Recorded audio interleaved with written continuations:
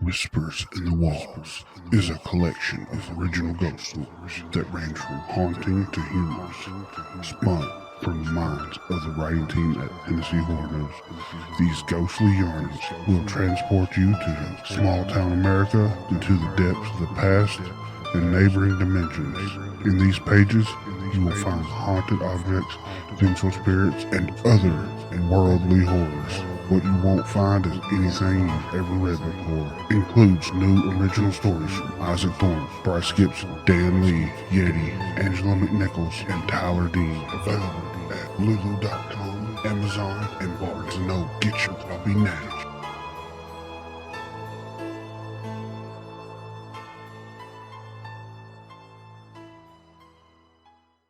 Hi, I'm Bill Mosley, and you're in the horror basement. Lick my plate, you dog bitch. We have had a doozy of a day. What an excellent day for an exorcism.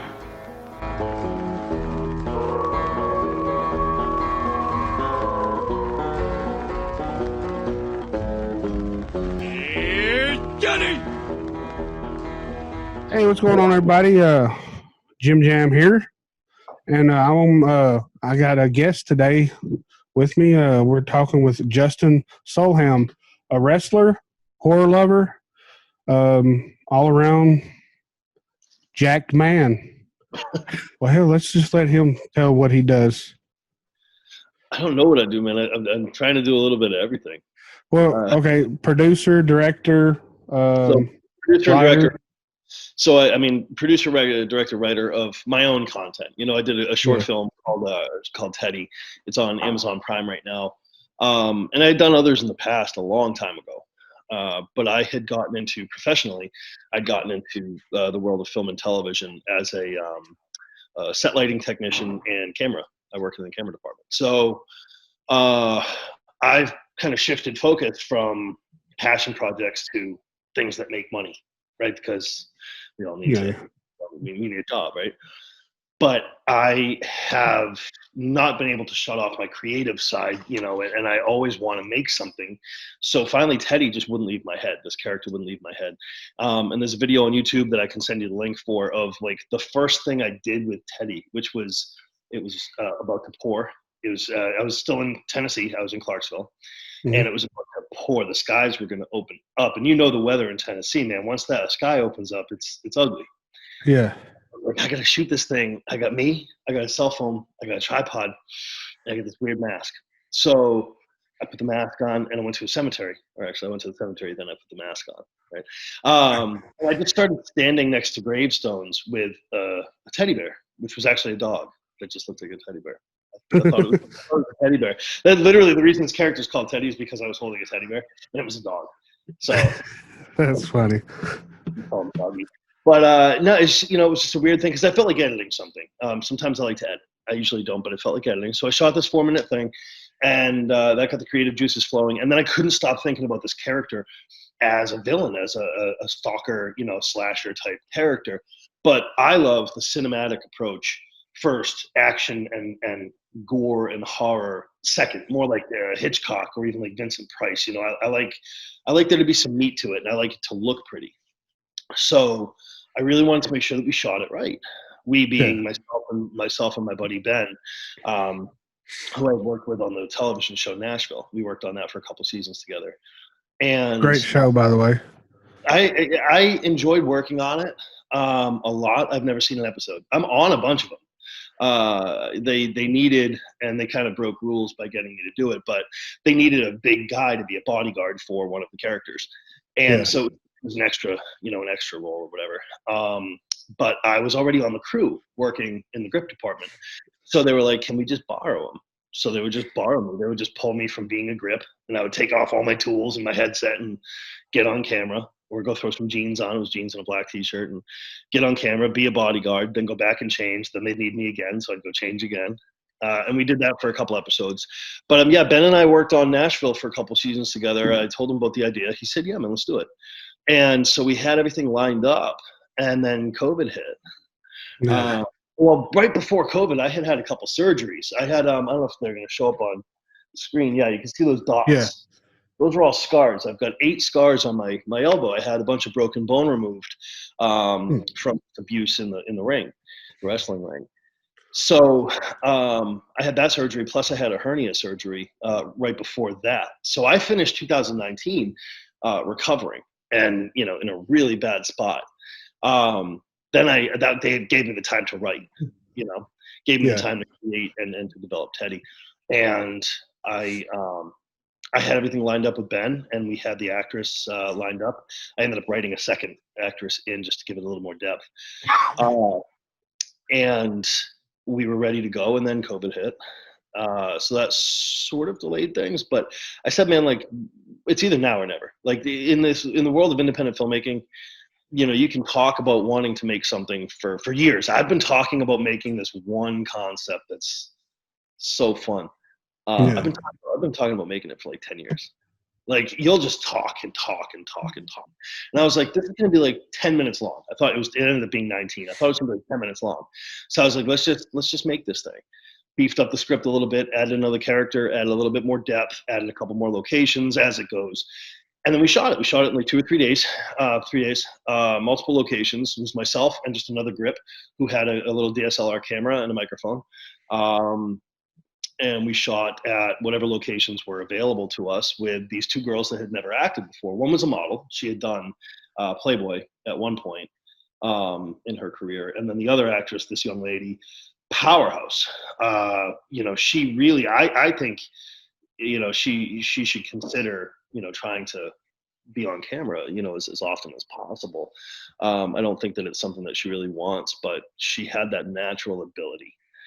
And we put the thing together, edited it, came out okay. We had a couple of sound issues. As I'm sure you heard in the cemetery, the wind was just killer. Oh, yeah.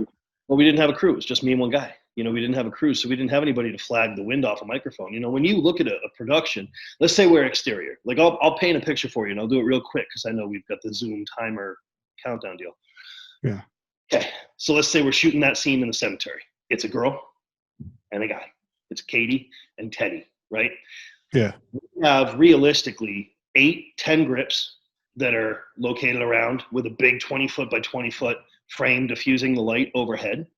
We've got a boom mic guy. We've got his sound engineer. We've got the director, producer. We've got hair and makeup, wardrobe. We've got somebody from set deck to make sure that it's dressed correctly. We've got somebody from greens because there's bushes. So now because, the union dictates that you have to have somebody from that department. So we end up with about 50 people in this cemetery to capture 10 seconds of me approaching her at a tombstone. Yeah. Well, we didn't have any of that. So when you watch a movie, I'm looking at your wall right now, especially Terrifier. So Terrifier is actually a great example because, what's his name? Damien Leone. Yeah. He shot real minimal. I only saw he made it work, and All Hallows Eve, was a good example of that too. I mean, he only had 2 or 3 lights. He did the same thing we did. He shot with what he had available. Yeah. We had just like nothing available. Right now I already broke it all down. I've got a couple of light stands and some small LEDs and a little small camera, a little pocket camera, a little 4K. That's all I've got on hand. So if I really wanted to shoot something beefy like the Teddy feature that I've been writing, that's going to have to be shot for real. I want to make it look right. I want to give it the effort that I think it deserves to at least be able to say, it's like a boxer getting ready to go into a fight. You're not just going to go into the fight with Mike Tyson knowing you're going to lose. You're going to win. You're going to give him your all. So you can say at the end of the day, I gave Tyson everything I had. I lost, but I gave him everything I had. Yeah. That's my approach with filmmaking. I want to go in and I want to give it all that I have because I never want to have the regret of saying, I wish I just tried to do this scene or I wish I just, developed this character a little bit more. I just do it, Yeah. So that's what I'm doing now is I'm working on, the feature length version. You have someone that does the special effects and all that for you? So for Teddy, chapter 2, there's a scene where something is set on fire, big fire. So I'm going to bring in an effects team that's going to do, what do they call them? Pipe fire? Fuck. I might be getting that wrong. Basically, they're bringing in like bars, flame bars, Yeah. They're bringing bars that they can light up, run from a propane tank that's off camera, to make it look like the structure is on fire. There's a fire stunt with a person as well. So that's going to be a practical stunt. Like that's someone's going to get lit on fire. So we'll have a effects team for that day, and then of course we'll have hair and makeup for, and then we'll have effects makeup for my character. Because without saying too much, the mask in Teddy was, I already had it laying around. It was from like the Strangers or something. So this is going to be more of an exposed, face, and I've got some stuff I want to do to it. So I'll have to have somebody on hand, that's going to be able to do that. Did you ever, we was talking before I started recording, you sent me pictures of your wrestling gimmick. Would you ever think to use that mask, or is that property of something else? So I created that character. That character's first name was Cadmus, and Cadmus in mythology is the slayer of beasts. And the reason that I named him Cadmus was, even though I'm 6'6" and 300 pounds, I knew that if I did ever get signed, they're going to be putting me against guys like Braun Strowman and, larger guys where I'm not going to be the biggest guy in the room. And so I wanted to be able to be that giant slayer. Cadmus didn't have a good ring to it, so I ended up, the character is now called Ruin. So when I'm at OVW, the character's called Ruin. It's not property of anyone other than really me. I guess it's my property. OVW lets me kind of run free with the character over there. What I will say is I may have something coming up with another promotion, and if I go to that other promotion, I definitely cannot wear it there because it's also televised. So that is a given, though. You know what I mean? Like, yeah. Eric Mears isn't going to wear his Jason mask on one set and Jason mask on the other set. Same guy, same mannerism, same physicality, but different character. So I could take it with me. So my thought with the gimmick that I wear, because it was made by a good friend of mine, Barry Kaufman. She works she's in Tennessee now, actually. She's in Nashville. Oh, yeah. She's in Goodlettsville, I think. Yeah. She's from LA, and she's a costumer, does phenomenal work. So the images that I sent you, the one from behind where you can see me from behind and the guy's on his back trying to crawl away from me, she made that one. So it's much more elaborate. The cuts in the fabrics and the streaking, it took her like 2 months to make because she put it inside a barrel, a rusty barrel, to discolor it. The original color of it was actually slate gray. It was dark gray. And it ended up looking the way that it looks. She's phenomenal. So I'll probably end up using that at some point in something, but not the mask. The mask was made by Innovative. They're on my Instagram. Innovative Autopsy. Can't think of his first name right now. I don't know that he ever even told me it, actually. Matt. I might be getting that right. It might be Matt. It might be Matt Knowles. If I'm wrong, that's embarrassing because then I just gave a shout out to somebody that doesn't exist. But let's see. I got to check it now. Matt Broyle. I wasn't too far off. So yeah, Innovative Autopsy, Matt Broyles. Look at this. Look at this. Like, this guy makes this. You know what I mean? Like, he is so... You try to find one that's like super, super elaborate. In my opinion, I don't make masks, so I don't know what it takes to make these things. But, in my opinion, I'm just going to give you a random mask. I will choose this one. Like, I don't know how you make that. I don't know how it's possible.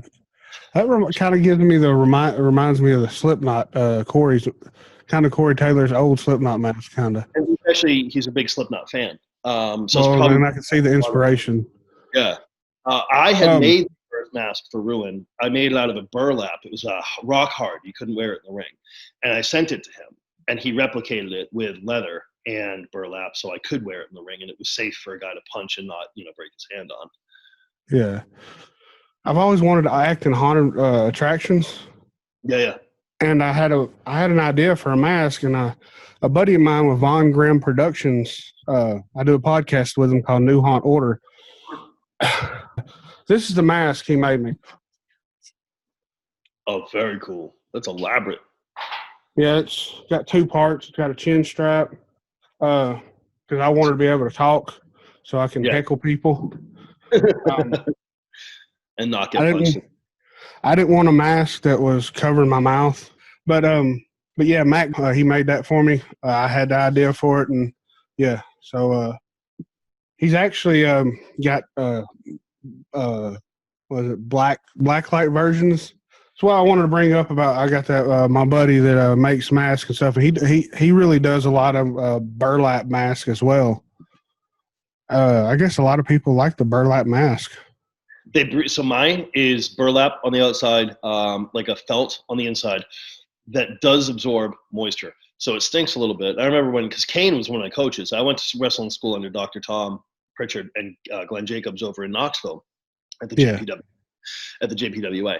And Glenn was talking to me about his masks, and he would travel with multiple masks because they would just start to smell so bad and get so waterlogged. Fun fact, the first person to make him a mask was they also worked in like bondage.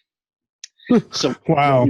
When he went to their shop to get fitted for the molding, it was like a sex shop. And this is a guy who had been hired by the company, a year and a half before. Dr. Isaac Yankum didn't really work out, although I thought that was a fun gimmick because him and Brett had a great match.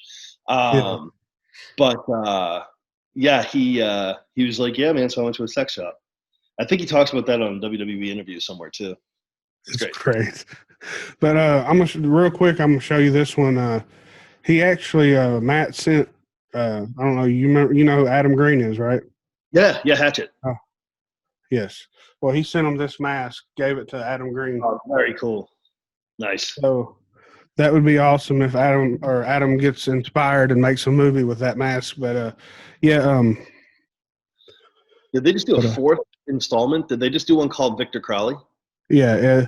Oh, it's pretty ridiculous. Of course, anything Adam Green does is pretty funny and ridiculous, and it's got a kill in it. Felissa Rose is in this movie. Oh, I love her. I don't know if I dubbed it this or if anybody else has, but I call the kill Ultimate Fisting. Oh God.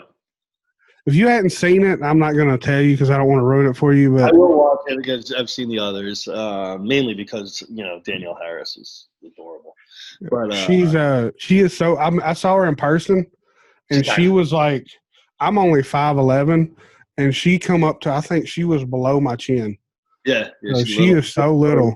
Yeah, her pregnancy pictures. She was as wide as she was tall in a good way. She's just I think she's like 4'11". Yeah. Oh yeah, it's completely ridiculous, but it's awesome.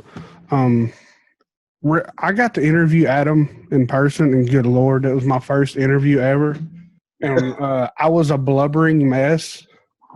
And I didn't really, I've seen the Hatchet movies before, and when I met him, he put me on to his TV show Holliston with him and Joe Lynch. It was on FearNet back in the day. Has the lead singer of War. Guy? Huh? Is he a Massachusetts guy? Adam Green? Yeah. Yeah, he's from Massachusetts. From Holliston, yeah. From Holliston. That's where the show is based from. They go back, I think they shoot some of the stuff from Holliston. Oh, that's great. Yeah, Holliston's such a great little small town.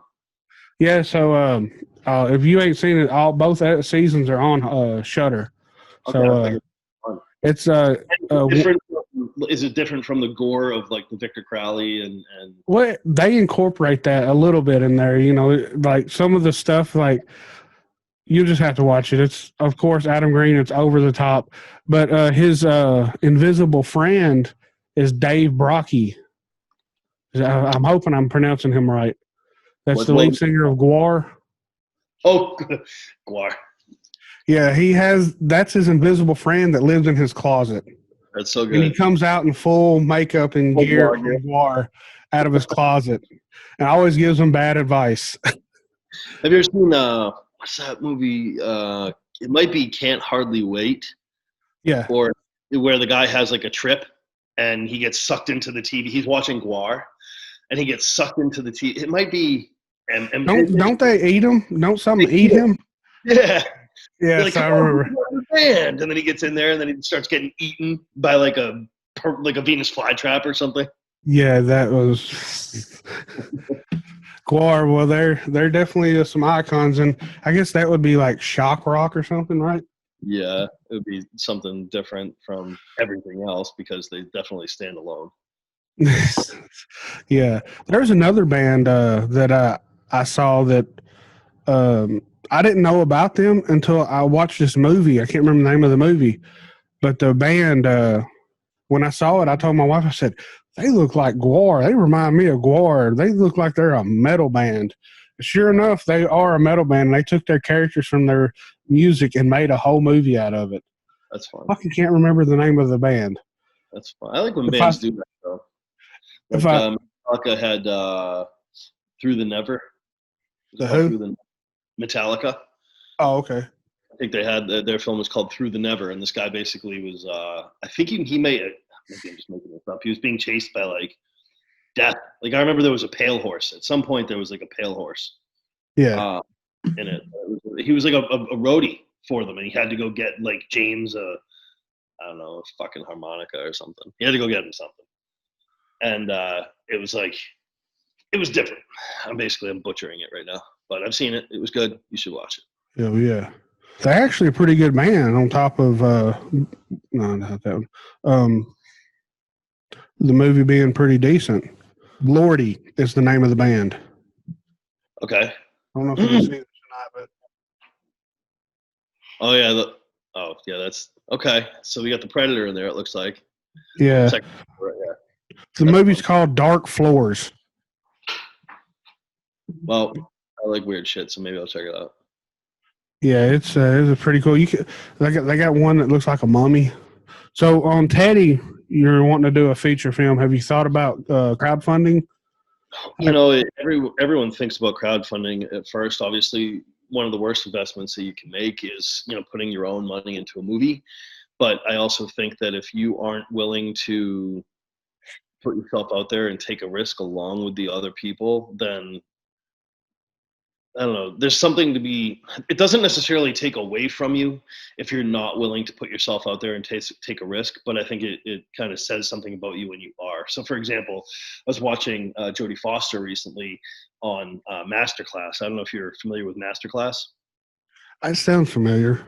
Masterclass. They're all over. Obviously, cookies and all that track and show you ads on YouTube and social media for what you look at. Well, I look at film stuff all the time.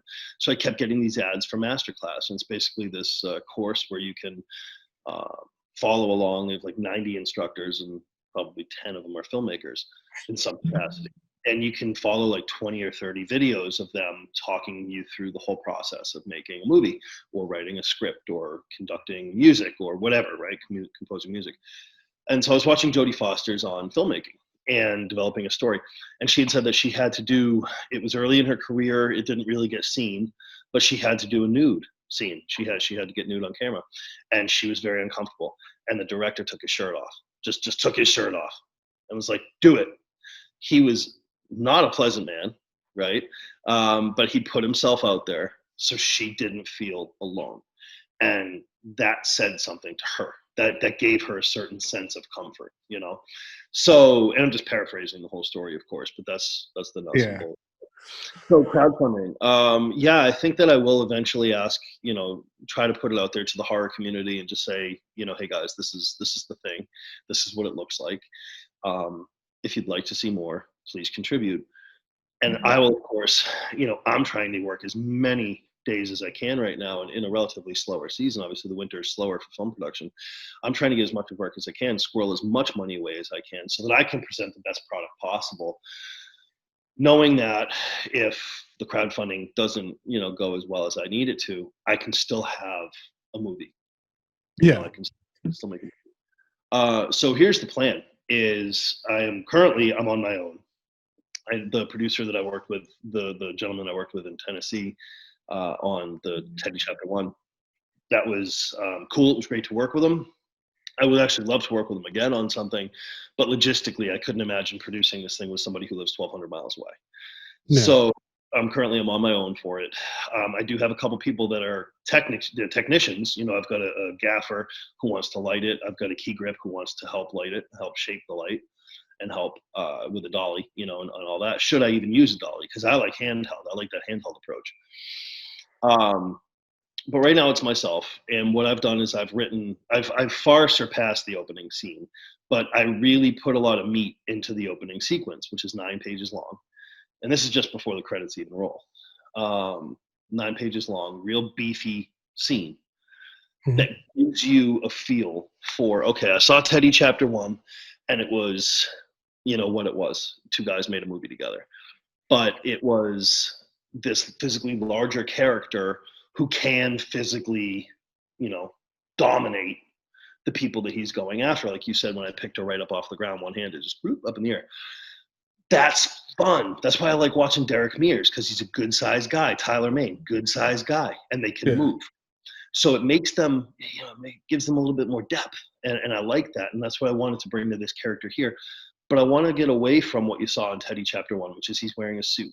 If you watch the film, obviously you know how he got his hands on the suit, and he just was wearing what he found. Similar to Michael Myers in Halloween, where he kills a tow truck driver and takes his jumpsuit.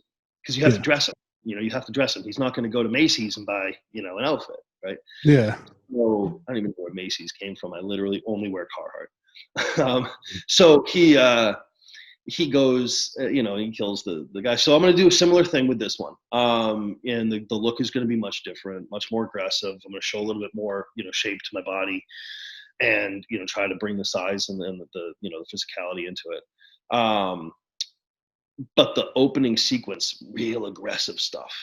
And you're going to see it. And you're going to see the physicality of the character, how well it's shot, how good it sounds, and also how well it's lit and, created, designed. It's, one location, one series of hallways, and then one main room. So logistically, I'm planning something that I know is manageable for us to be able to shoot it in 2 nights, because it's going to be probably going to have to be nights. It's at least going to have to be a night for the exterior stuff. And then, of course, I've got the rest of the script that I'm working on after. I'm well into it right now. But we're going to shoot the first opening. 9 pages typically would be about 9 minutes for an opening scene. This one, there's a little bit of dialogue. So I think the 9 pages will be closer to like a 7-minute opener. We're going to shoot that, edit it, polish it, make it look good, and present it as this is the concept. This is the proof of concept for what we want this film to look like. If you like it and you want to see more, please consider sharing, contributing, and helping us bring it to life. Because obviously every dollar is like a breath of life into the production. But I'm not doing that now, because I think that it would be irresponsible of me, for a number of reasons, to try to crowdfund any money for something that's not done yet. You know what I mean? Like, for example, the audition I had yesterday, if I get it, I don't know if you can hear that dog barking down the hall, sorry about that. If I get it, it's a career-changing role. It is. I can't, and I know you respect the fact that I can't say what it was, but I can say that I would venture a guess, to put it into perspective, I would venture to guess that every single person that's ever watched your show or heard your podcast or seen a mainstream horror film as more than just a fair weather fan has seen this character. Not my character, but one of the characters. It's huge. It's huge. The inner me that wants to, I just want to be like, what the fuck is it? What is it? And I want to start guessing, but I don't want to get you in trouble, so I'm not even going to attempt that. So you don't make a facial expression. You could guess it on the first one, and I'm going to notice all the shit out of it. We don't have to play that. What I can tell you, though, is that it's just something that your fan base, they're going to love that this is, that this is even being made. So I'm confident with what I sent them, because it was a self-tape. With COVID-19 now, the first step in auditioning used to be that you go in and you do a read on camera for them. Now it's become common practice that you do a self-tape and then you submit your self-tape, and they determine if they want to bring you in for a read in person. And typically, because of the risk factor, they're only going to bring you in if you're really being considered. What was nice was that this was unexpected to me. This wasn't an open casting call. This was something where I am a part of a database with my unusual, size and build. There aren't a lot of roles that I'm considered for. And when those roles do get presented, which is extremely rare, last time that I had something where I was directly contacted was by the same company. I was directly contacted. They needed basically me to be on camera as a meathead lifting weights for his little girl on a commercial for it's a paper company up here called WB Mason, where a little girl brought her. It was like bring your dad to work day. So one dad was a firefighter, one dad was a pizza maker because I get pizza dough in my head, and then my dad's a bodybuilder, and I was just in there just lifting these fake weights all day on my 30th birthday, which was cool. It was a hell of a way to have a birthday, right? And then the guy throws pizza up and it lands on my head. So that was 10 years ago. That's the last time that this company contacted me. There's not a lot out there. There is down in like Atlanta. I'd be all over the Marvel stuff if I was trying to get into the scene down there, but up here it's just, not everybody needs that build. So for me to get contacted by them and say, we looked at you, we like you, we're considering you, we want you to read for this part. Here are your 3 scenes. It's a large role. Don't mess it up. So I sent them, and now I'm just every 10 minutes checking my email, hoping that I get word from them. So I'm confident with what I sent them, and whether I get it or not, what I can tell you is it's not Friday the 13th. But to put in comparison, if I auditioned for like Jason Voorhees and I didn't get it, I can still hang my hat on the fact that I got to try to audition for Jason Voorhees. You know what I mean? Yeah. It's this. Oh yeah. It's the same concept. It's this iconic production. If I don't get it, I can still, and I have like peace with it, like because I'm a very anxious guy. So of course I'm anxious, checking my email, hoping that I got it. But most definitely, I understand. But if I don't, I got the chance. You know what I mean? I got the chance to try. I recently interviewed for a new job, and that's what I'm going through right now. I'm supposed to hear something Monday, so I'm anxious to hear back from that. But that is nothing compared to what you're going through right now because you said it's an iconic role or whatever. Similar, but yours is on a whole bigger level. It's all semantics, whatever. It's an income. No matter what we're both trying to do is we're both trying to get hired for a job. Yeah. Yeah, for sure. What the job does are 2 totally different, things. Like I don't love sci-fi, and I wish I did. I can't get into like the new Star Trek movies were cool because they were more action based, but I can't get into like William Shatner's Kirk and all that. And I wish I could, Yeah. But I can't. But I love space exploration, like real space exploration. Mm-hmm. So I admire like astronauts and people that actually like get up in space and do it. Like that to me is cool. So I could be like The Rock, right? Like let's just say I was The Rock and I'm on top of the world in every aspect. But if that one thing that I've always loved is space, I'm always going to be like, man, I love those guys up in space. I wish I would trade everything that I have now, the tequila company, the WWE championships, the hundreds of millions of dollars that I've made from the film industry. I would give it all up if I could go to the moon. He would, if he loved space. Yeah. Probably a bottle of tequila with him. But do you think a band like The Rock or yourself that works out and is just a jacked motherfucker, I don't think they could have that body type in space, could they? Because you can't really.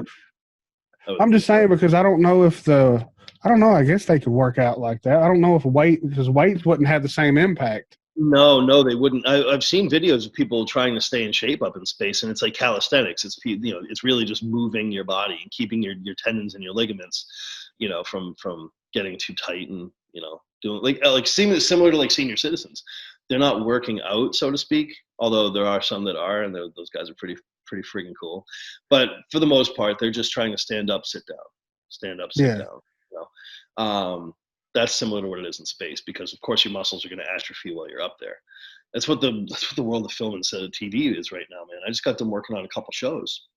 Did one for Starz, I did one for HBO, and a couple days on a movie for Sony. That movie, I can tell you, it's called Shrine, and it's going to be cool. It's right up your alley. It's going to be cool. I didn't do much on it. I really didn't do shit. But it was cool to be a part of it, Yeah. Jeffrey Dean Morgan. Well, Jeffrey Dean Morgan star, and he's awesome. Did you get? Did you? Oh, you didn't get to see him?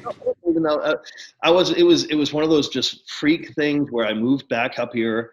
I didn't have any contacts in my world in production, in camera and in lighting. I didn't have anybody in camera support and lighting.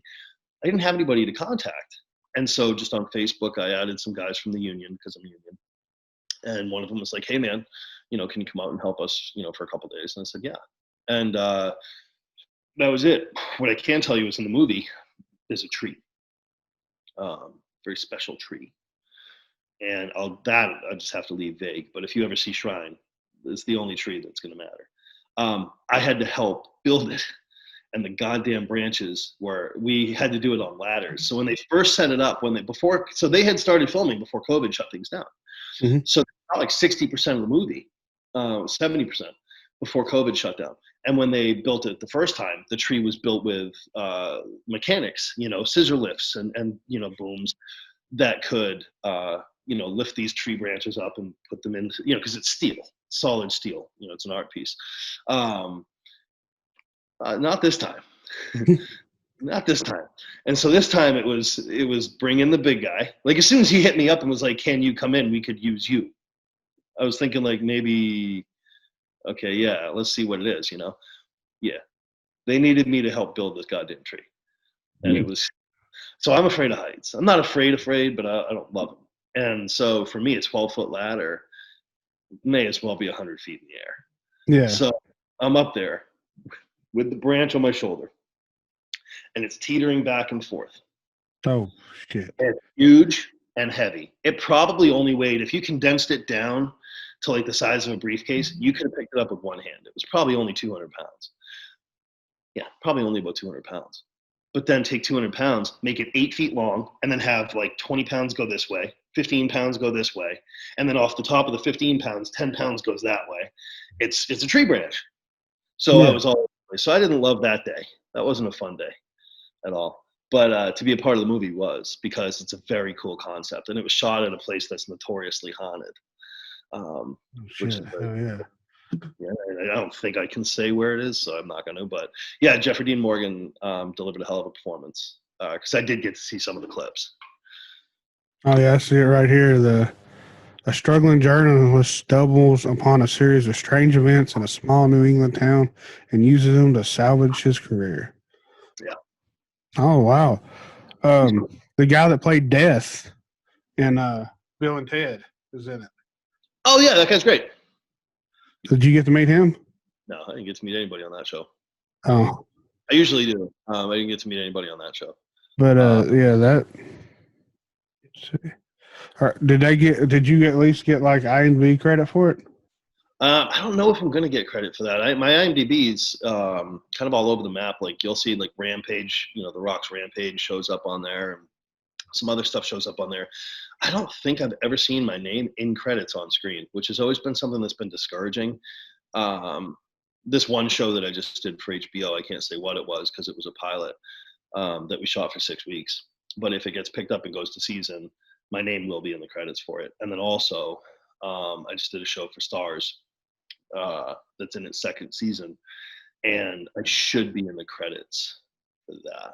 And also, I think I'm going to be in the opening sequence on camera as well. Yeah, I think. I was looking up. I went up to a filming location, so I guess it was filmed up in Massachusetts. What was? Shrine. Shrine was. Yeah. Yeah. Okay, so they could have had a second unit somewhere else, but it was shot in Mass. I'm gonna look later. A notorious, or like you said, a notorious haunted place in Massachusetts, so I can, because it's like Easter eggs. I'm gonna find out what this is talking about. Yeah, well, yeah, but the thing with haunted locations in Massachusetts is like there's a lot. There are a lot, especially like Salem. I've been to Salem, but I haven't been there since I was a kid. And so this year, my wife, and I, when we moved back in early September, and COVID, was doing what COVID does. So we knew that we probably weren't going to get up there for Halloween. And sure enough, there was no Halloween there. I don't know if there was a Halloween anywhere. I made a Halloween here. We still had trick or treaters, and we had a damn blast doing it because we bought one of those jumping spiders from Spirit Halloween. The only problem is it got dark, and I had a fog machine outside, so the fog was kind of covering the sensor up. Yeah. So we would tell these kids, like, we'll give you a bunch of candy if you go over and touch the spider, just so we could get entertained. So they would go over and touch it, and of course, it would jump at them, and they would fall on the ground screaming. And I finally realized if you scream loud enough, it'll jump. So every time they're walking up, I'd be like, ah, I'd scream real loud, and that thing would jump out at them, and they would jump off the sidewalk into the grass, and I had a blast.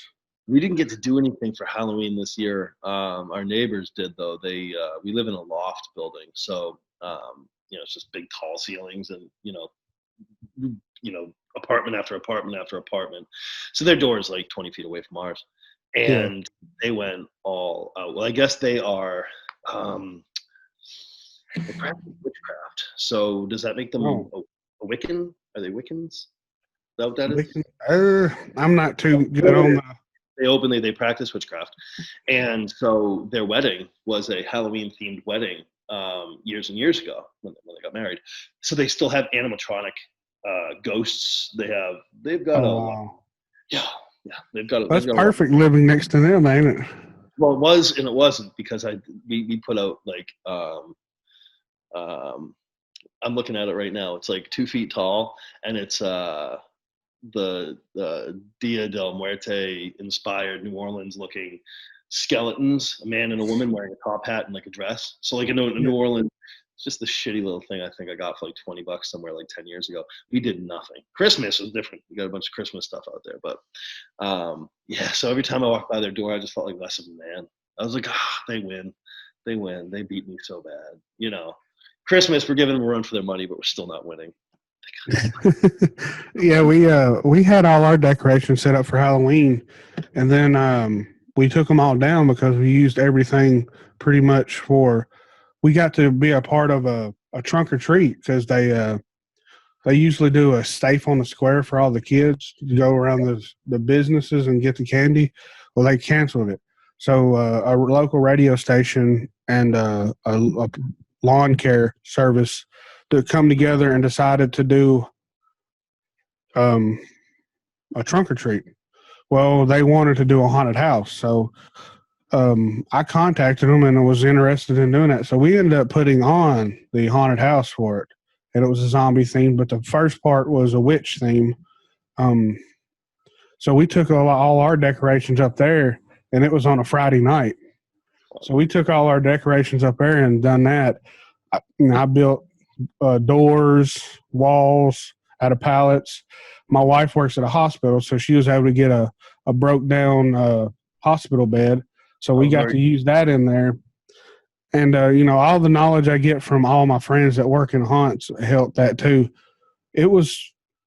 I'll send you a picture of the aerials because the guy got a guy to come with a drone and shoot pictures above everything. There was a line probably a football field or 2 football fields long, people waiting to get in there. Like, we was expecting to get done about 1:00 and go home, relax, eat, get ready. Well, we didn't. The wind started blowing, and it started blowing the wall or the black plastic wall down. So we had to reconfigure things, and they had to come do stuff. We didn't get done. We didn't get done until 4 or 5, and it was supposed to start at 6. So I had to run and get my brother because he was one of the actors in it. Right. Run home, get dressed, get everything from home to bring up there. I pulled in the parking lot, and the parking lot was full. I could barely get in. That's a good problem. I still had to set up my tablet, my phone, and a projector for some of the scenes. We didn't get started till 6:30.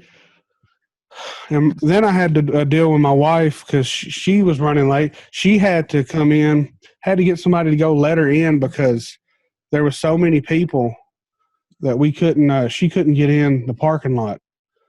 Oh man, it was a nightmare. And I'm running back and forth to my car, and I see the line forming, and it is a massive line. And dude, talk about the pressure is on. Oh yeah. Oh man, I was like, oh my, how am I going to pull this off? We were never, because not everybody was here yet. I was like, what the hell's going on? I'm freaking out. Finally, we got it going and got everything running. Dude, it was working. I was never been more proud of myself. That moment when I actually pulled it was a little haunt, but damn it, it was. We was scaring the shit out of people. Right. The people. I had to plug in the laptop. No, you're good. The people got what they needed. Yeah, and man, I didn't. But they said that I could keep the plastic from it because they didn't need it. But before that, I spray painted TN Horror Haunted House on it. So I'm like, I will always keep that, because if not, I will cut that section out that says that, and I will always keep that piece of plastic, because Definitely. it's just like my first haunt. And but yeah, I'll send you a picture of that aerial shot of that. I just see it and I'm like, I can't believe I actually pulled something off like this. It's something small, but still something great. It's definitely something to be proud of, brother.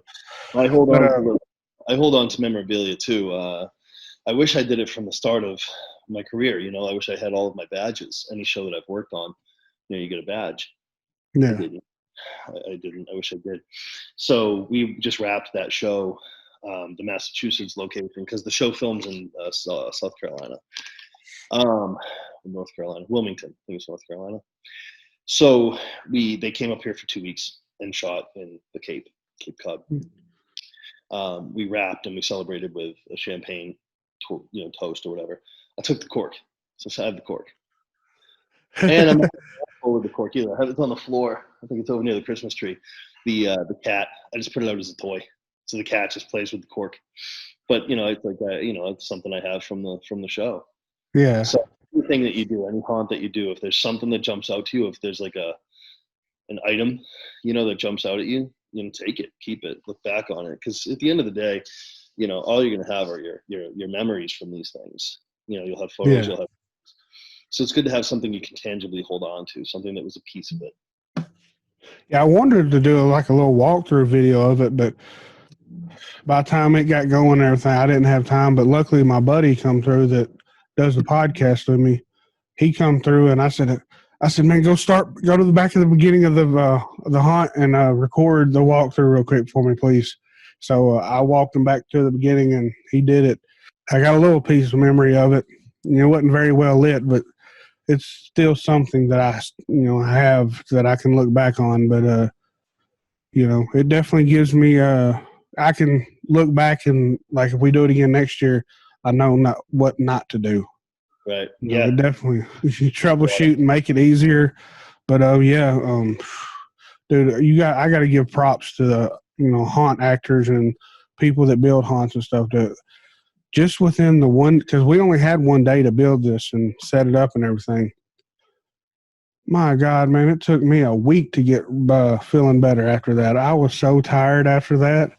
I was like, how do these people do it months? They do it a couple of months a year, and they build haunts. I start my day every day with 4 ibuprofen and 2 Aleve, and then I repeat that like 2 more times, just to keep going, because you just get beat on. Everyone, like every different department, somebody has something different that's sore, like grips. Usually like our backs are sore, our hamstrings and feet are sore because we're carrying stands around all day long. Camera, they've got like one bad shoulder and like one bad elbow from holding the camera a certain way over time. It just wears you down. The sound guys, they're always holding the boom mic overhead, so they got like a bad wrist from supporting the weight. Yeah, Beats on you, man. Because if you work, so right now they finished it by now. They must have finished it by now. But my buddy was working on a 50-day, unbroken, meaning 50 days straight, no days off, Apple commercial in California. Wow, 50 days for a commercial? What it probably was, because he can't tell me everything, was it was probably a series of commercials, possibly even all of their 2021 commercials, or maybe they're getting ready for a big reveal of a new item. But it was 50 days for Apple, and also that includes prep time. So depending on what they built, like let's say they had to build a fake football stadium, that's 10 or 15 days of work right there. But it was 50 days of, so it doesn't mean they were shooting for 50 days, but it was 50 days of work. I'll tell you that, it was 50 days of work, and it was a union show, so the money was just like hand over fist for that show. But his body must be broken right now, because I know the kid, small guy, real small guy. Yeah. He's afraid to carry heavy shit.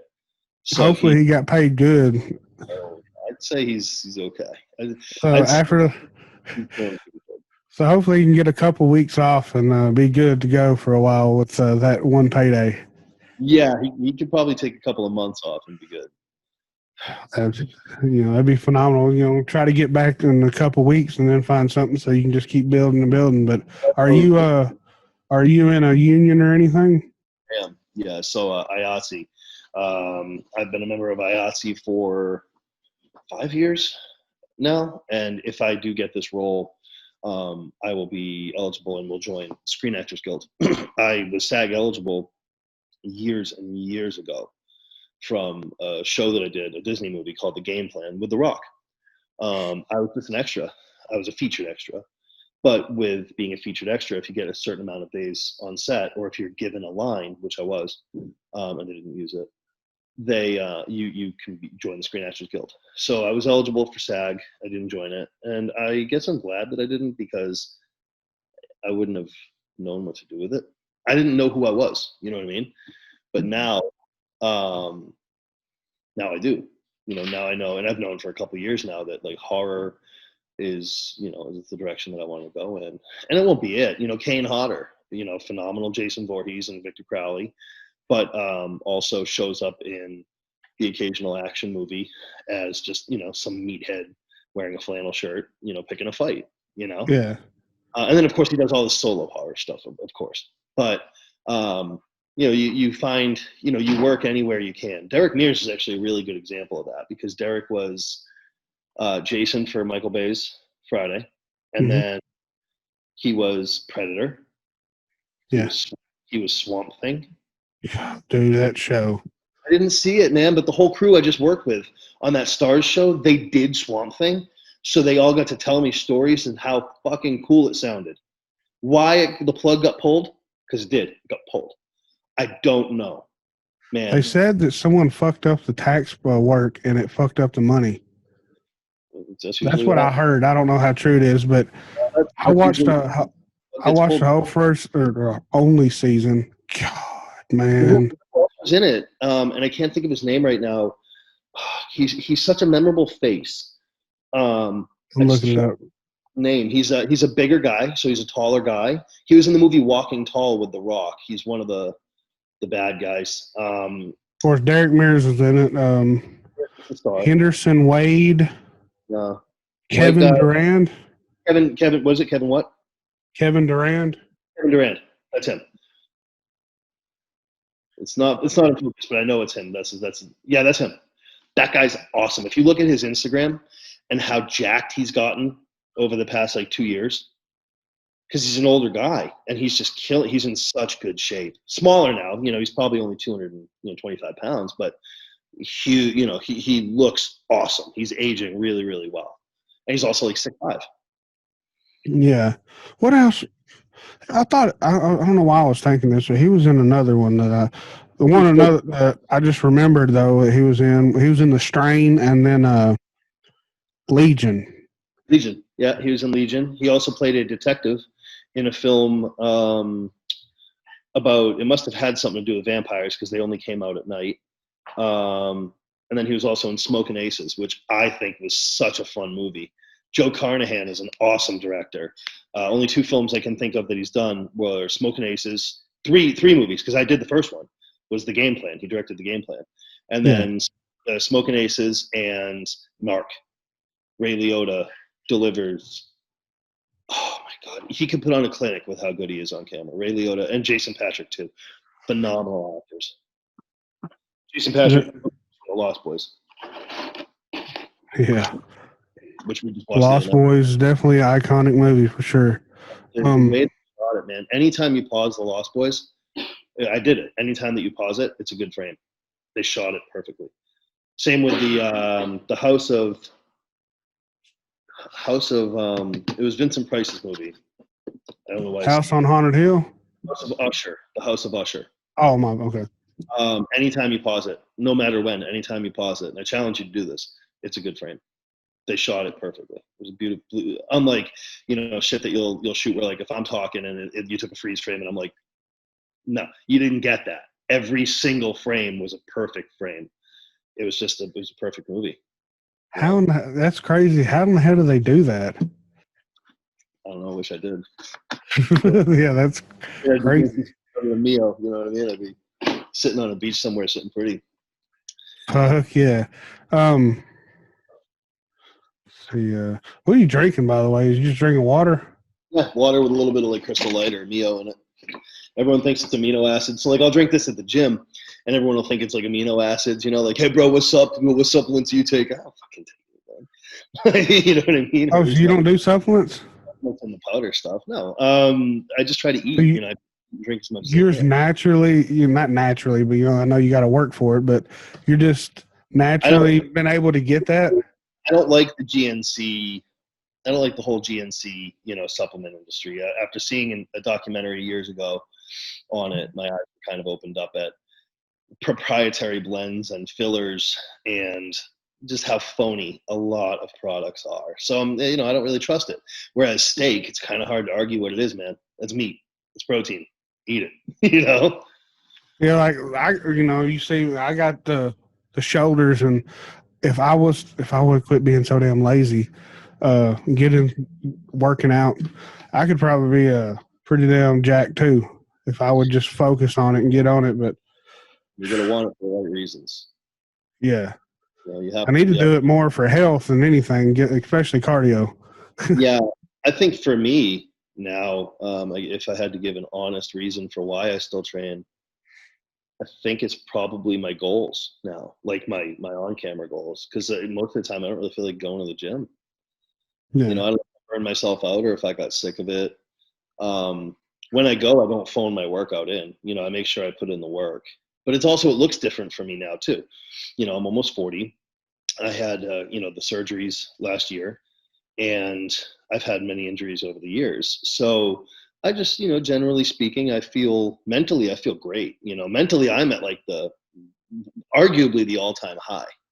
You know what I mean? Like I feel great about life, and I'm living somewhere that I love. Wife is here, cats are here, everything's great.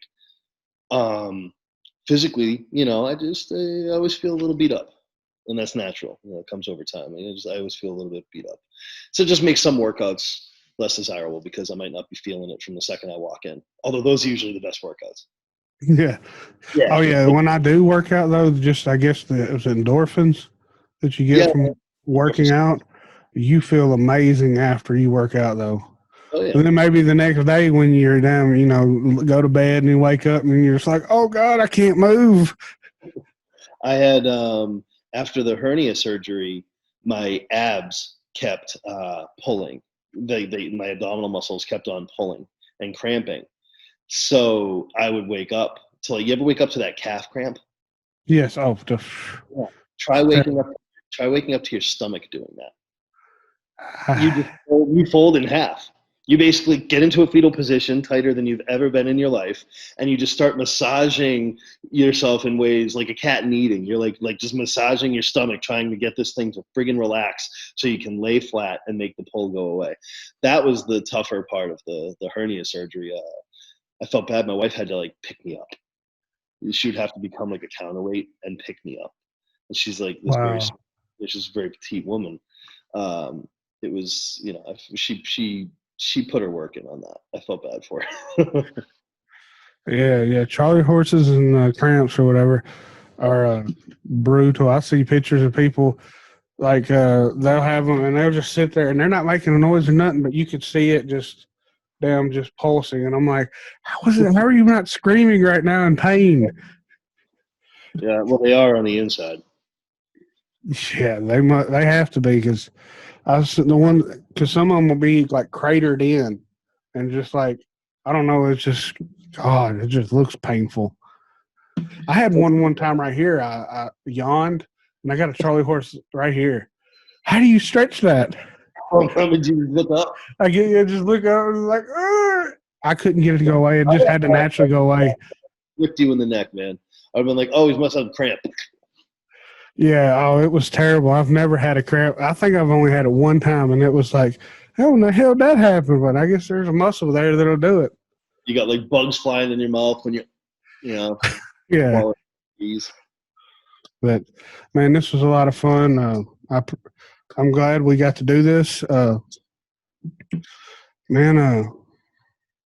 We could always chat again sometime. We could talk. A little more specific on some horror stuff. One of the things I was going to do with a guy in Louisville, but he ended up getting rid of his show. I don't even remember what it was called. He just got sick of doing it.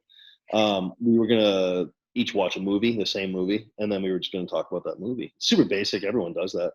I love doing stuff like that. So when I'm not working, and I have downtime, I love doing stuff like this. Oh, okay. Hell yeah. Yeah, I want to.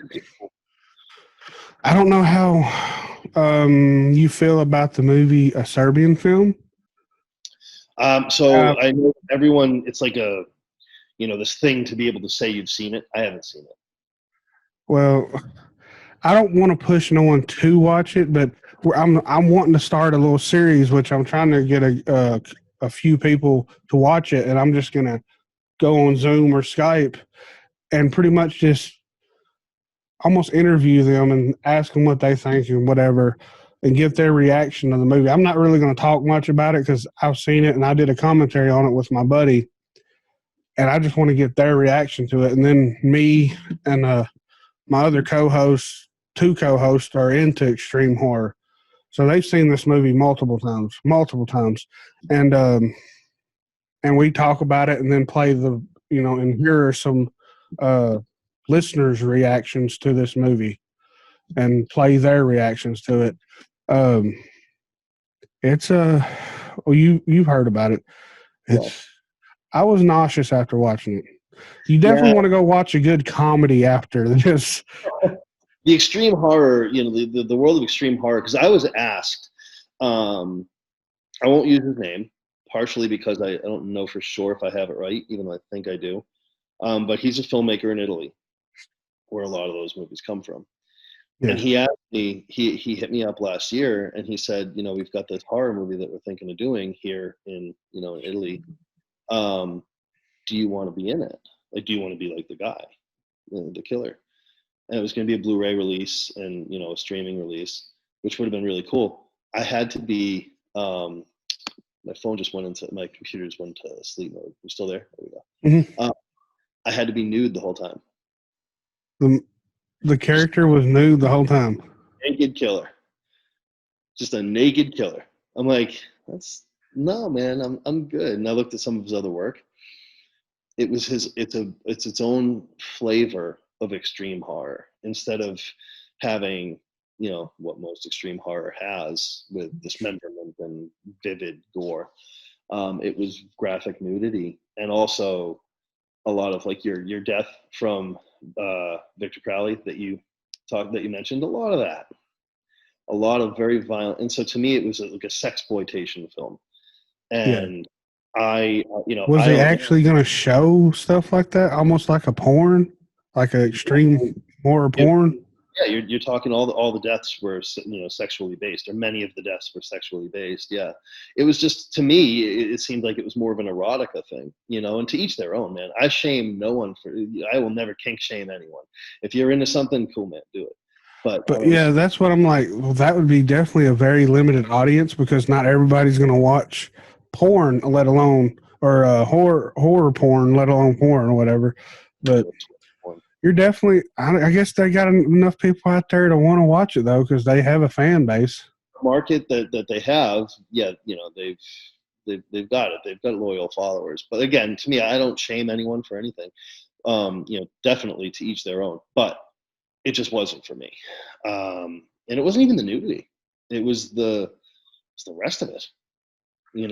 It was not for me. I couldn't imagine, because some of the stuff in a Serbian film, what it's more notorious for, I don't see how that actor did that scene. Yeah. I don't want to get into it because it's really, really fucked up. But I just don't understand how you could get in the mindset to even act like you're doing what that was doing. So A lot of I those don't people know. will, they'll get therapy. A lot of people on the crew as well. A lot of people will get therapy after shooting things like that, and it makes sense. I hope It's a traumatic, whether it's fictional or not. It's a traumatic incident. I hope the actor that did that got paid very well. He might not have. He might be just one of them that just don't give a shit and do whatever. Fuck yeah, I'll do it. It's one of them like hold my beer. I don't know, Not me. but yeah, we're that's what we're kind of getting. It's going to be called Fucked Up Fridays. I'm gonna of course shoot them when I can, but release them on Fridays and because Yeti is the co-host, one of the co-hosts of the Horror Basement and Beyond the Basement, and he did a series a while back of Fucked Up Fridays where he wrote articles about these movies that he watched, and I was going to kind of take a lot of those movies myself, watch them, which I don't know why in the hell I'm doing this, but I guess just another thing to put out there. Hopefully, this will transform one day into I can make money off of doing podcasts and stuff. That's the dream, anyways. Thing, man. Let's rewind the clock. Let's rewind the clock back to when I was, like I said, I'm almost 40. I remember when YouTube first came out. I think the very first video on YouTube was actually a squirrel that just turned sideways to the camera, and it went like dun dun dun. It was something like that. And now there are people who are living in $1 million houses because of what they make off of YouTube. So it's, in other words, it's a changing world. The world of media is no longer, really think about this. We'll use Samuel L. Jackson. Let's use him as an example. He's an acting god, right? Basically, he's phenomenal. He could teach a class on acting at any time. He's doing Capital One commercials. Okay? He's doing Capital One commercials. That's not a thing that usually happens. Now, what I'm saying is he didn't settle. Far from that. I'm not saying that. But I'm saying that he opened his mind and he was like, I think I need to have another stream of revenue because this is a different climate. Ellen DeGeneres has the Ellen Show. She did the Finding Nemo stuff, the whatever it was, the Dory stuff. She did the cartoon. And obviously she's very successful. She has a lot of money in real estate. She has a second form of revenue. She's going to side hustle. So with podcasting, you don't know what's going to happen. Neither of us do. In 5 years, what you're doing right now might be the only form of entertainment because I don't know too many people that still subscribe to cable. You know what I mean? We don't have it. I'm not knocking it, but when was the last time you used a landline phone at a house? Unless it was something that you lived there for a while and you already had it. No, if you build a new house, you probably don't have a landline phone unless it's free from the company with your internet or something. So these things that we once relied on so heavily are gone. They're gone. Yeah. Cassette tapes gone. CDs almost gone. Everything's digital. I don't buy CDs no more. So when you were the guy, when you were what was his name? Len Grossman, Les Goodman. I think he was from like Geffen. Okay, so David. We'll use David Geffen. Geffen Records, Guns N' Roses, Aerosmith, all these huge big name bands, and he was living life, right? He's living the high rises. No one needs him anymore. And I don't hate saying that, but no one needs the studios anymore or the way that they were once done. Yeah. And now people on YouTube are making money off of reviewing makeup. They're getting, like, I follow the cinematographer on Instagram, who she hustles, she busts her ass, but she makes a living off of promoting other, equipment. Basically, she gets sent cameras. She gets a paycheck to take this camera out and just test it. Imagine that. I'm going to send you a Tesla, and I'm going to pay you to drive it. And I just want you to tell people what it's like. Holy shit! Yeah.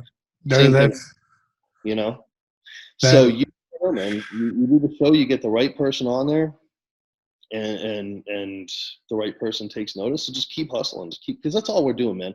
Even at the end of the day, if your show never becomes anything more than what it is, it's still you made it. Yeah. There's something said for making something.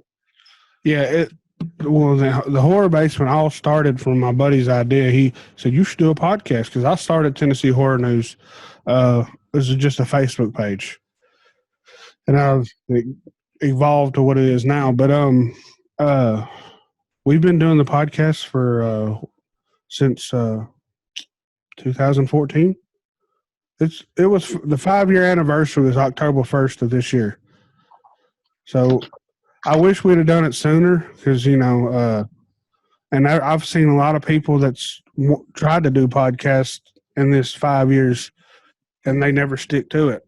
I've stuck to it, and goal was definitely to be like Joe Rogan. Well, he's a prime example of who redefined the genre. He literally started when no one did. He was like pretty much the first one, wasn't he? He's one of them. I want to say hi. Oh. hey. But yeah, it's definitely the goal to get more people to listen and stuff. And I don't know, my mind, I think I got adult ADD. My mind is always go, go, go. I'm like, I don't go to bed till 11 at night. I'm always checking analytics of the website, views of the videos. And I still get tickled. Like, nobody else really gets tickled. But like recently, website has been getting massive attention because I posted a press release for a pre-order of a Serbian film. That one article is getting more attention than anything we've ever put out. And it's a press release. That's great. Oh, yeah, it's great. I'm just like, and I get fascinated when I see the numbers that's going. I'm like, this has never happened before. I get excited for all that. But, said, you need to pay attention. Your shirt, what is that? Oh, so this is, I'm just wearing it. It's not a paid plug. I bought the shirt. Real Muscle. They're a t-shirt company that is run by basically a guy similar to me. He's a meathead, and he loves filmmaking, and he loves horror. So all of his shirts are horror inspired. So you get like a Jack Jason, Jack Michael Myers, Jack Freddy, Jack Ace, and yeah, they're gimmicky, but they're fun. I follow him on my Instagram, Real Muscle. And they'll get like porn stars that wear his stuff. I can't think of her name, A-lister. She's big time, and she loves his shirts. He pays her to say it, but either way, she's wearing it, and she's putting the word up. So he's got a strong social media following from it. What I immediately thought was the Rated R Superstar.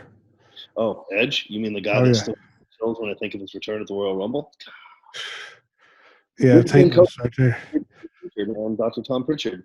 And Tom has such respect for Edge that it's hard not to respect his hustle. Think about it. He was on top of his world in wrestling, got hurt, had to retire, was devastated, took a couple acting classes, started working, and then started working consistently. Ended up on Vikings, and made a living in cinema. Was brought back, had the greatest reaction, arguably ever, in professional wrestling from a crowd. Then COVID hit, and he's still going out there and he's still hustling for TV screens now, because the seats, instead of fans, they've got screens. Yeah. The guy, and he's in his 40s, and he's got money, so he doesn't have to be doing it. That is something that is to be admired. Yeah, he just loves wrestling. I watched the documentary of him when he returned. Well, I guess it was him building up to the return. And he was on the net, right? Yeah. Yeah, it was great. Oh, dude, I got emotional when I teared up, but you could see him when he come out at the Royal Rumble. You could see him almost start crying. Shock. Yeah, he was just like, he couldn't believe that. I'm so glad that he got to return with the audience. Yes. So he can get that pop. That's the one thing that, Adam Scherr, Braun Strowman, that's the one thing he didn't get, or even Drew. Not Drew McIntyre. Neither one have been a champion in the crowd. Sucks. Yeah, it sucks so bad that Bray Wyatt, got to do the Fiend gimmick with a crowd for a while, but this gimmick he's got going with Alexa Bliss now, they're doing it to no audience, no fans, and that's it's hard, but that's art. if you think about what Vince said in Beyond the Mat when he was interviewed, he said, "We're not a wrestling company. We make movies," right? That was what he said. Even back then, we make movies.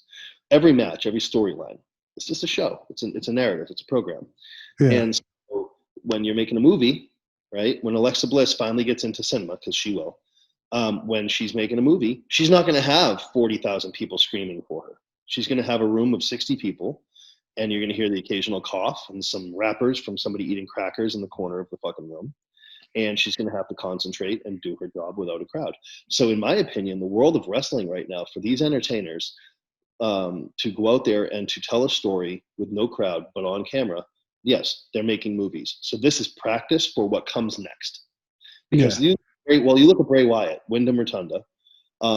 He's a cool looking guy, and he's always, since NXT, been able to cut, or Florida Championship Wrestling, been able to cut a promo. He is a character. He's a character. So if Sons of Anarchy hadn't already existed and they were casting for it now, they would absolutely look at him. He looks like a biker. He's got the hair, he's got the ink, and he's got the attitude. He is a cool looking guy, right? Yeah. So that's what they're doing right now. It's practice. So I think it's good for them that they don't have a crowd, because it teaches them that they can't rely on the energy, which is a mistake I had. I always love feeling, the group of people when you go out there, because you don't hear everyone, but you feel the people that are nearest to you. You don't have that now, and that's got to be tough. Yeah, I was so excited when AEW announced that they were actually getting able to bring back, I think, was it 10% or something, and they put them in little pods. Oh, right. This little sporadically through the venue. When I heard that, I got chills just thinking, like, I can't wait till this first episode of Dynamite when it comes on and you get to hear the screams.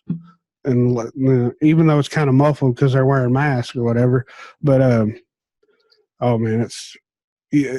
And then to hear when Chris Jericho comes out, it's a thing now that everybody must sing his entrance music. And you could tell every time he comes out and people start singing, he just looks around and is just like, he's a heel, but yet he's still like a baby face. He's a heel who's also probably one of the coolest dudes you'll ever I've never talked to him. He's probably one of the coolest dudes you'll ever talk to. Oh, man. And you could just tell, though, he's been in it, 30 years, is it? Something like that? He's done the film and television thing, and he's been around the block. He's done the podcast thing. He's done the everything. He's been around. And you can see when he comes out and they start singing his theme song, you can still see that he just gets choked up by it, just like, wow. Now, I see them I was going to see Fozzy at the, was it the Basement East or whatever it was? It was in Nashville. Recently, wasn't it? Oh, the tornado shut that down. Oh, shit. I can't remember the name of it. I know there's Exit In and stuff like that. No, it wasn't the Exit In, because I've actually shot something there. It wasn't the Exit In. It was at like the Basement East or something. It was near, in Nashville. There's a record store called might be called Moody's or something. I think I've heard of that. It's in that building. It's in the lower level. So yeah, they were just going to do a small, intimate show, but the tornado hit, and I think the building was gone. So we were there for that. You think about 2020. I'm not going to go down this rabbit hole entirely, but think about this. Whether you like basketball or not, Kobe Bryant was a phenomenal athlete, and he was a celebrity, and he was a father. Okay, helicopter crash, tragic, many people dead. Wildfires destroying Australia came right after. My order might be off, but they came soon after. Then there was like another celebrity death. Then there was COVID. There was a tornado. When we moved back here, I woke her up. I said, honey, the bed just shook. She didn't care, right? Because she thought it was full of shit. We got an earthquake in Massachusetts like 2 weeks ago. Honey, do you remember? What? The earthquake, was it like an F4, F3?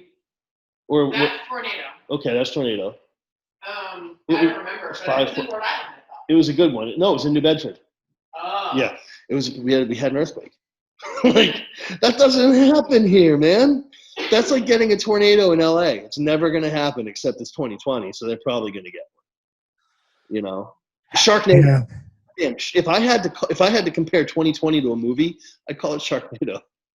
It's just a shit show. It's just how is this happening? But it just keeps happening. Did you see Ryan Reynolds? Did you see Ryan Reynolds' video yesterday? No, I didn't. I'll have to check it out now.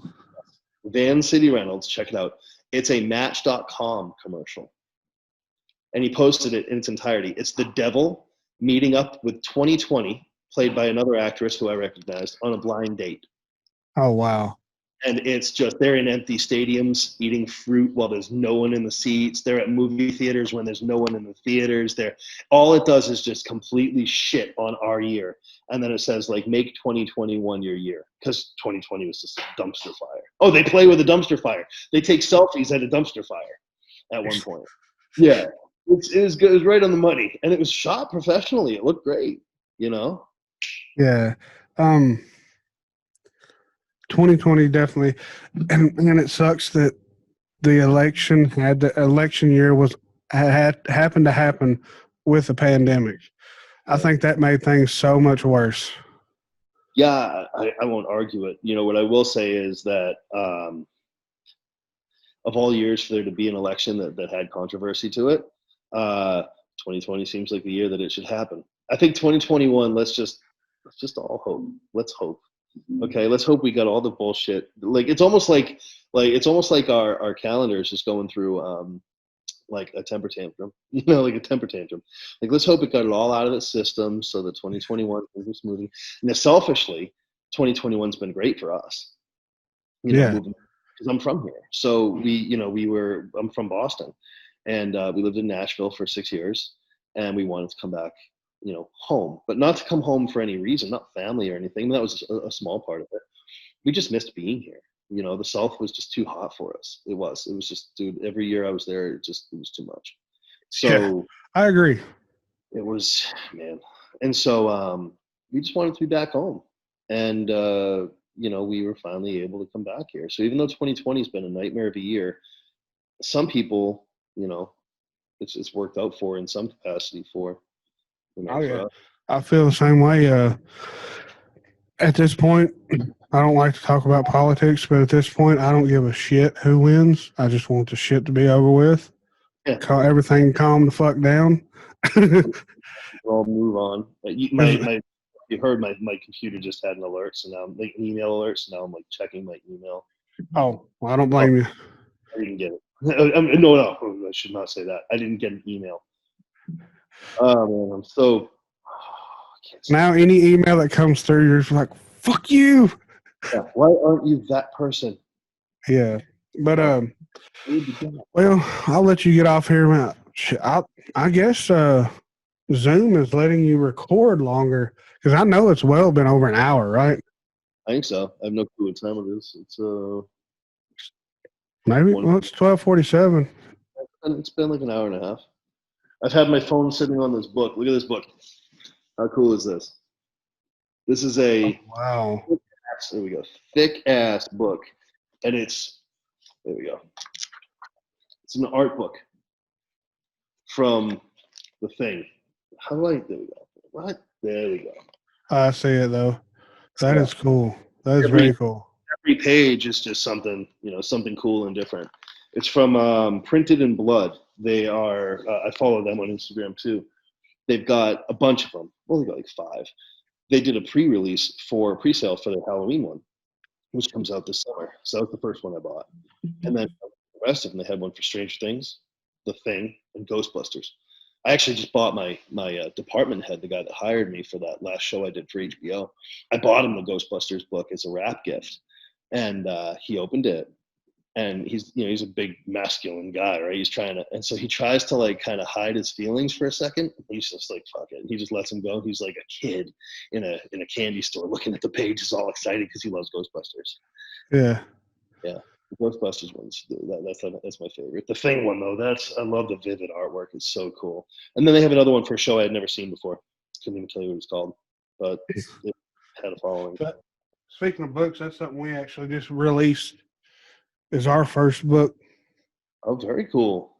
Whispers in the Walls. Is it So like a narrative of haunted locations, or? now it's 8 stories from some of the writers at Tennessee Horror News. They're ghost stories. Oh, cool. And I don't know if you ever heard of a girl named Creeparoni. She's got a YouTube channel where she reads like creepypastas and stuff. She actually read Yeti's story not a couple weeks ago. And she's going to do the audiobook for that for us. Cool. So, yeah. So 2020 is definitely seems to be pretty good for Tennessee Horror News. We put out a damn book, so. Right. And Got the first of many, brother. Just keep going. Once you get that momentum going, just go with it. Just go. Oh, I always have ideas. You know that they all the a couple of the guys, Yeti especially. I always shoot him my ideas, and he usually always has to shoot me down on some of the things. Like, no, that's not a good idea. That's not a good idea. So when Jodie Foster in her masterclass, one of the tips that she gave was you never want to have a room when you're shooting film. You never want to have a room full of people that say yes to you. You have to hire people that are not afraid to say no, because if everyone just says yes, you're going to be like, it would be a really good idea would be if LeBron James was making pasta in the middle of the scene in this fucking. No, stop. That's ridiculous. I didn't even want to example. It was so ridiculous. You have someone that says no, like, you know what, we're not going to do it. Whereas Martin Scorsese, he'll allow an actor, even if he knows they'll never use it. If an actor starts going off the rails, Robert De Niro, specifically in Taxi Driver, just started going off the rails, and he knew that they weren't going to use it, but he let him get it out of his system, and they ended up using a couple of clips from it. You just have to let the, you have to know when to say, like, it's time to stop. I've definitely admit I've had some good ideas, and I've had some stupid ideas, but yeah, I usually run them across people, and that book was one of my ideas. I told you, so what if we wrote a book? What if we got all the writers to write a little like a short story, put it all in a book together, and a year later, it's published. Awesome! So, congratulations, that's big. Oh, thank you. I'm hoping now we can get this podcast get up there. But I will get on editing this and stuff, and I will send you a link as soon as it's done. I'm gonna take the audio from it and throw it up on our Anchor, so it'll get distributed to all the platforms, and we'll try to get people to watch Teddy. And appreciate that very much. And definitely keep me in a loop on after you get everything shot for the I guess what do you call it, the crowdfunding video to get Teddy a feature. To get the word out there, yeah, for sure. And hey, if you can, send me a link about the OVW. I'd like to check your wrestling out too. Cool. And I will put it in the description of the video too, if you want people to watch your wrestling. Well, so with wrestling, obviously the Undertaker, didn't say that he, was anything other than the Undertaker until he retired, right? Your gimmick, you're protecting your gimmick. My character is a slasher. He's a masked killer. So we're not. It breaks character if I start talking too much about wrestling. If I'm on a wrestling-based podcast, then of course I plug, the wrestling. I got you. For mainstream, outside of wrestling, it's usually best if we just touch on it, and no one has to check that out. But they can check out. They can check out OVW. I think it's ovwwrestling.com or ovwrestling.com. Just search Ohio Valley Wrestling, and it can be watched on Amazon Prime, Roku, Fire Stick, and Apple TV, and on YouTube America, a network that we don't have up here, but I know it's out there. So. All right, yeah, I'll check that out because I'm big into, not big in WWE, but for yeah. Yeah, I haven't been down there since we moved. I haven't done a TV episode since August, but I'll get back out there. I really want to. I don't know how I feel about traveling right now. I understand that, man. It was fun. I appreciate you coming on, and we'll have to do it again. Yeah, that'd be great. We'll talk movies. We'll pick a movie and we'll talk about it. That sounds good. Hey, I don't know what you think about it, but Tucker and Dale vs. Evil, one of my all-time favorite horror comedies. They have Yeah, they have a musical coming out What?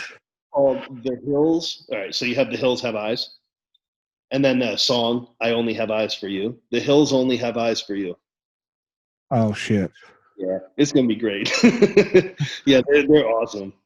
We'll have to set this up one time, and we maybe we can talk about Tucker and Dale versus Evil. Sure, I'd love to watch the movie again. I love that movie.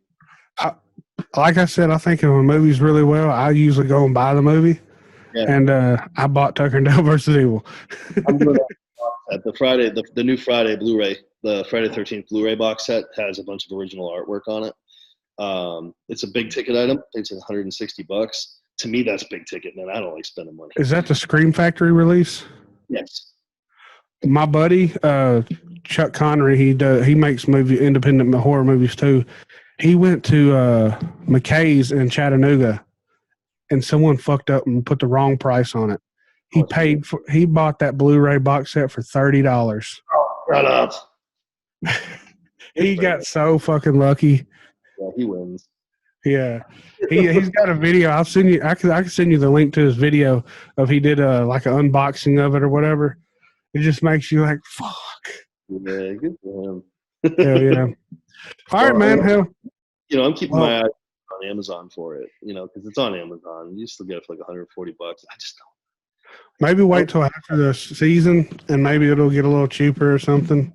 Yeah. Well, I checked for Black Friday to see if it was like we're slashing prices half off, right? I love that cheesy shit. I love when things get slashed in half. Fuck yeah. But Hell yeah. That's love. All right, brother. Let's keep talking, man. Thank you for having me on. I appreciate it. Yeah. Thank you, and we'll talk soon. Sounds good, man. All right, we'll see you. All right, man. I'll see you. Thank you. Thank you. Now it's time to say goodbye to the Basement guys again. They would like to thank you folks for kindly dropping in. You're all invited back next week to this locality to have a heaping helping of their hospitality. Or that is, spooks and spells. Take your shirt off. Y'all come back now, you hear?